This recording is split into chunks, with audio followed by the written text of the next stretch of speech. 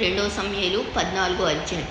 రాజు అబ్షాలోము మీద ప్రాణం పెట్టుకొని ఉన్నాడని సెరూయా కుమారుడైన యోవాబు గ్రహించి తెకోవా నుండి యుక్తిగల ఒక స్త్రీని పిలువనంపించి, ఏడ్చుచున్న దానవైనట్టు నటించి దుఃఖ వస్త్రములు ధరించుకొని తైలం పూసుకొనక బహుకాలం దుఃఖపడిన దానివలే ఉండి, నీవు రాజునొద్దకు వచ్చి ఈ ప్రకారం మనవి చేయవలనని దానికి బోధించెను.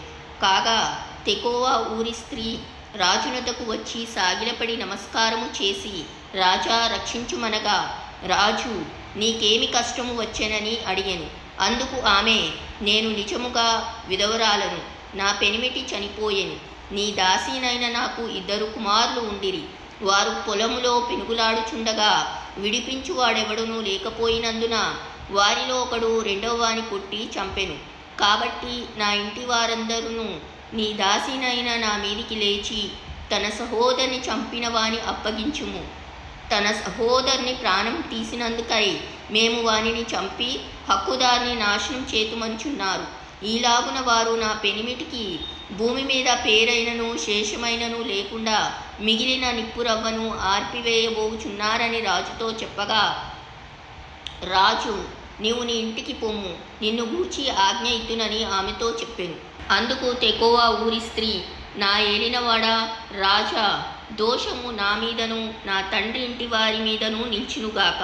రాజునకును రాజు సింహాసనమునకును దోషం తగులకుండునుగాక అని రాజుతో అనగా, రాజు, ఎవడైనను దీనిని గూర్చి నిన్నేమైనా అనిన ఎడల వానిని నా యొద్దకు తోడుకొని రమ్ము, వాడికను నిన్ను ముట్టకయుండునని ఆమెతో చెప్పెను.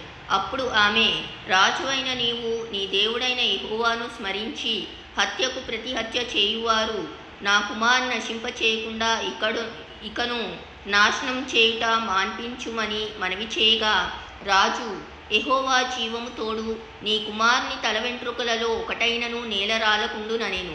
అప్పుడు ఆ స్త్రీ, నా ఏలిన వాడవగు నీతో ఇంకొక మాట చెప్పుకొనుట నీ దాసీనగు నాకు దయచేసి సెలవిమ్మని మనవి చేయగా, రాజు చెప్పుమనెను. అందుకు ఆ స్త్రీ, దేవుని జనులైన వారికి విరోధంగా నీవెందుకు దీనిని తలపెట్టి ఉన్నావు? రాజు ఆ మాట సెలవిచ్చుట చేత తాను వెళ్ళగొట్టిన తన వాణి రానియక తానే దోషి అగుచున్నాడు.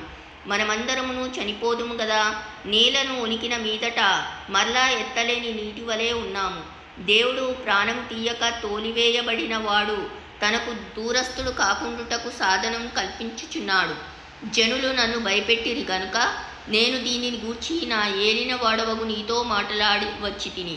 కాబట్టి నీ దాసురాలనగు నేను రాజు తన దాసినగు నా మనవి చొప్పున చేయునేమో.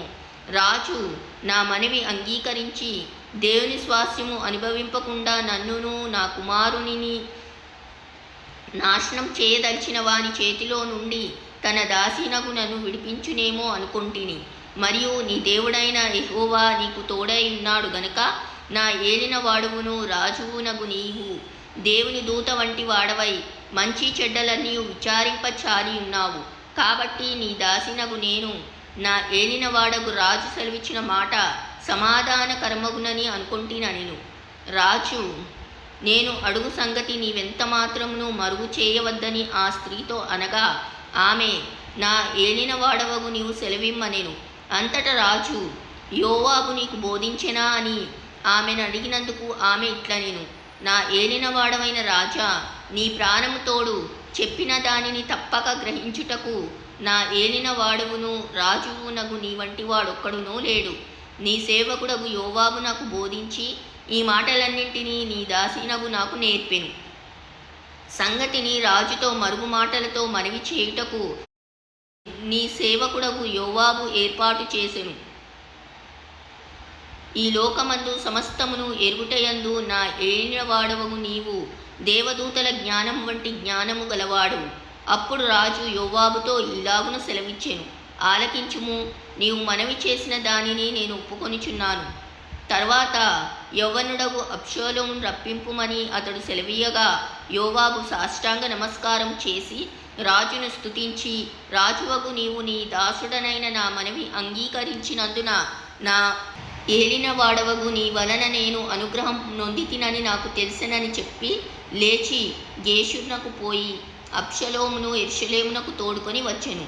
అయితే రాజు అతడు నా దర్శనం చేయక తన ఇంటికి పోవలనని ఉత్తరం చేయగా అబ్షలోము రాజదర్శనం చేయక తన ఇంటికి పోయెను.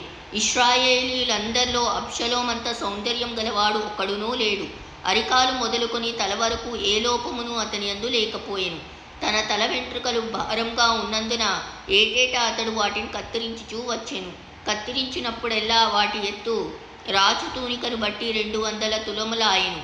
అబ్షలోమునకు 3 కుమారులను తామారు అను ఒక కుమార్తెయు పుట్టిరి. ఆమె బహు సౌందర్యవతి. అబ్షలోము 2 నిండు సంవత్సరములు యెరూషలేములో నుండి రాజదర్శనం చేయకయుండగా యోవాబును రాజునొద్దకు పంపించుటకై అబ్షలోము అతనిని పిలువనంపించినప్పుడు యోవాబు రానొల్లకై ఉండెను.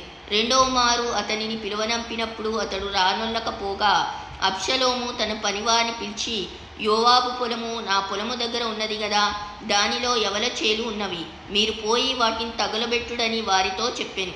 అబ్షలోము పనివారు ఆ చేలు తగలబెట్టగా యోవాబు చూచి లేచి అబ్షలోము ఇంటికి వచ్చి, నీ పనివారు నా చేలు తగలబెట్టిరేమని అడుగగా అబ్షలోము యోవాబుతో ఇట్లనెను, గేషూరు నుండి నేను వచ్చిన ఫలమేమి?